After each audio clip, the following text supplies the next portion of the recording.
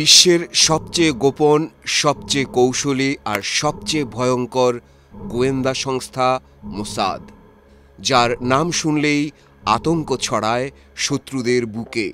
মোসাদের হাত থেকে কেউই রেহাই পায়নি, না নাৎসি যুদ্ধাপরাধী, না ফিলিস্তিনি নেতারা, না এমনকি দূর কোনো দেশেও লুকিয়ে থাকা শত্রুরা। কিন্তু কি এই মোসাদ? কেন এত ভয়ঙ্কর? কিভাবে তারা পুরো বিশ্বে তাদের ছায়া বিস্তার করেছে?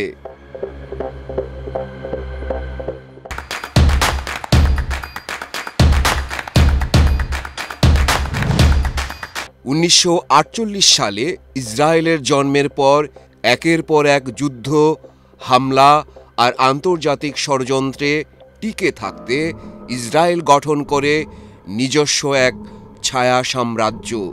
1949 সালে গঠিত হয় মোসাদ, যার পুরো নামের মানে দাঁড়ায় গোপন ও বিশেষ অভিযানের জন্য গোয়েন্দা প্রতিষ্ঠান। এর কাজ শত্রুর তথ্য সংগ্রহ, গুপ্ত হত্যা, অপহরণ, সবকিছুই। মোসাদ কখনো যুদ্ধ করে না। তারা যুদ্ধে নামার আগেই শত্রুকে নিঃশেষ করে দেয়। তাদের অস্ত্র, তথ্য, হ্যাকিং, ভুয়া পরিচয়, মানসিক খেলা আর নিখুঁত পরিকল্পনা। 1960 সালে মোসাদ বিশ্বকে চমকে দেয়।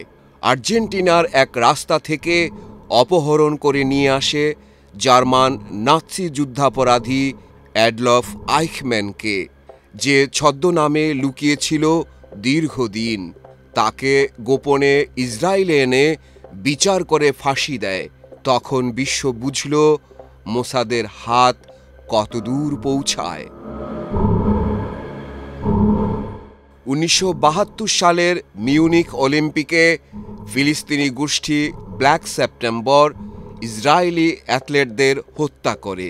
প্রতিশোধে নামে মোসাদ।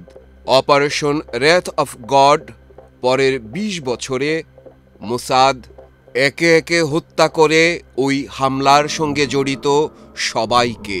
বিশ্ব জেনে যায় ইসরায়েলের শত্রু কোথাও নিরাপদ নয়। মোসাদ কাউকে গুলি করেই শুধু মারে না, তারা বিষ প্রয়োগ করে, গাড়ি ধ্বংস করে, এমনকি কেউ যেন হার্ট অ্যাটাকে মারা গেছে সেটাও তারা সাজিয়ে দেয়। তাদের নজরদারির পরিধি এতই শক্তিশালী, বলা হয় যেখানে ইসরায়েলি দূতাবাস সেখানেই মোসাদের কান।